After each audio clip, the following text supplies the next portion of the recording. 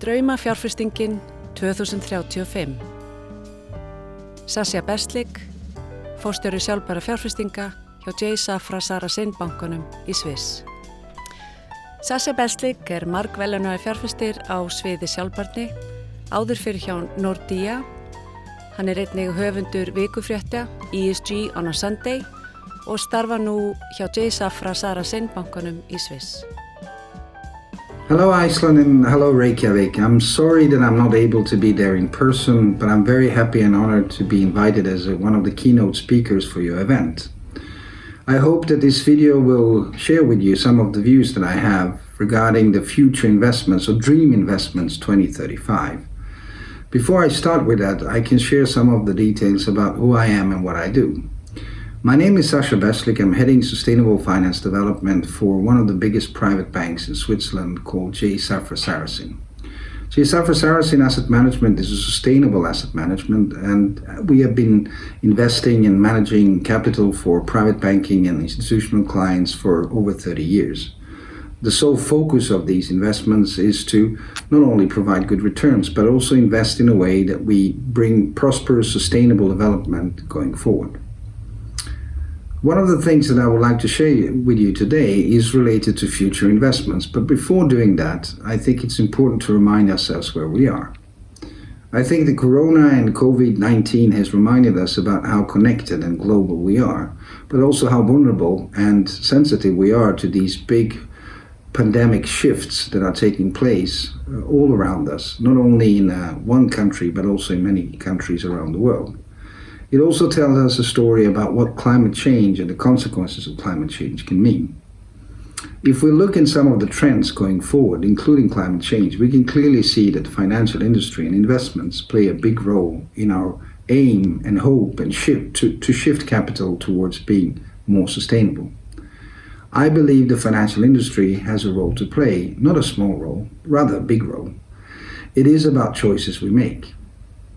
Looking forward, compared to where we are today, we can clearly sort of envisage the shift that needs to happen. The shift in the way how we view companies, how we view their role in the societies we live in, how we view social contract between the capitalism and the societies where capitalism operates and grows. We clearly see the need for development of the concept of economic growth towards economic development. We also see a need for the renewed social contract between the financial institutions and the society where they operate. So talking about the future investments is also talking about the world we all hope that we will wake up in 10, 15 years from now. The world that will be more sustainable, where the companies will have a more human and biodiversity-centric approach, where products and services will be developed in line with what we can afford in terms of the sustainability and also climate aspects. We see companies that are centric in terms of ownership, where the owners of the companies, CEOs and shareholders work alongside the workforce. We see generation shift where the people that will work in these companies will have a profound understanding about the balance needed to develop these companies, not only in economic terms, but also in terms of sustainability, biodiversity, and climate. I strongly believe that we have a choice, that we can make the choice and we can make these right decisions going forward. And I also believe that the financial industry, being in a context of global scene, because the financial industry is one of the few truly global players, will be able to deliver on societal contract with the future we all expect and future we all actually work for right now. Looking at 2035, I'm sure and I'm convinced that many of the business models we have today will need to transform, and they will be transformed by this time. Not because the shareholders and the owners will push it in that direction, because the clients and many people around the world will expect these businesses to do so. I also strongly believe that these transformations and these shifts will take place over the very fast period of time, next 3 to 5 years, for the mere reason because we just don't anymore have time to do what we have done so far.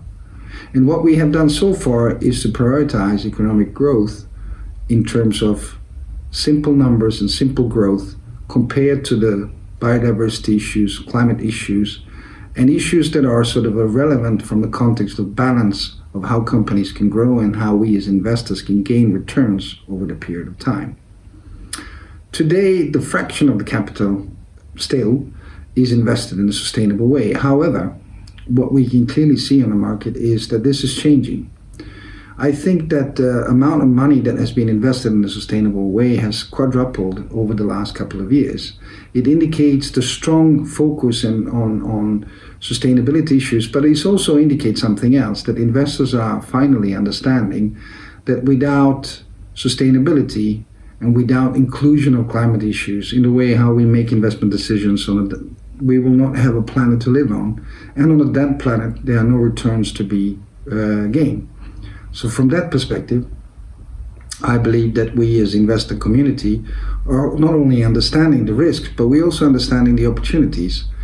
If you look at the space of the clean energy, you can see that investments in the clean energy has led to a fact that most of the clean energy produced around the world today is in line with what the traditional fossil sort of a mix of energy can provide us with. The prices have gone down, and also the mere fact that the coal industry is on its knees, it's hard, it's having difficulties to finance it and refinance itself, and it's not attracting investment in a way it does before, indicates that we are in the energy shift phase.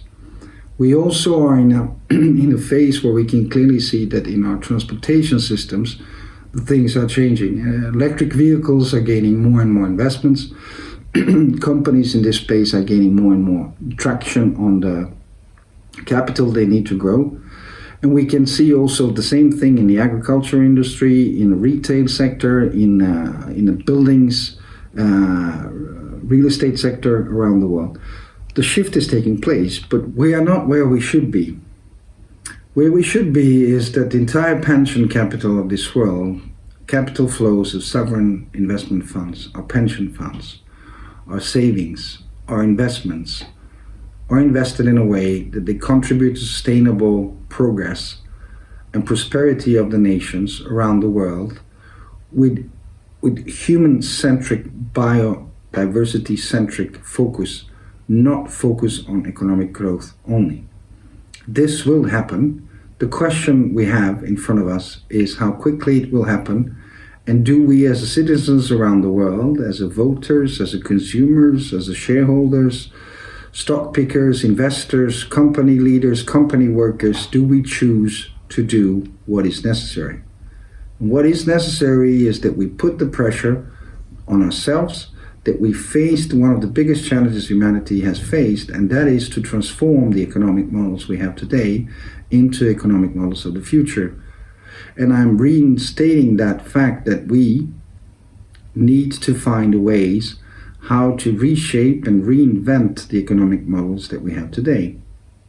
The Dream of Investment 2035 is a company that is in balance with the human capital and in balance with the biodiversity capital we so much depend on. Can we do it? Of course we can. Are we able to do that? Of course we are. The question is, are we choosing to do so? I sincerely hope that this video and many other videos around the world that have been sent to this conference and will be presented in so many different sessions and different panels will contribute to create that insight and understanding and true belief from my side that we can do it and we still have a choice, but the time we have to act on is very scarce, and what we need to do is to start acting tomorrow. I wish you all the best, and I thank you very much for the invitation to this event, and I hope to be able to catch up with you live in person next time you have this event. Many thanks and greetings from Zurich in Switzerland.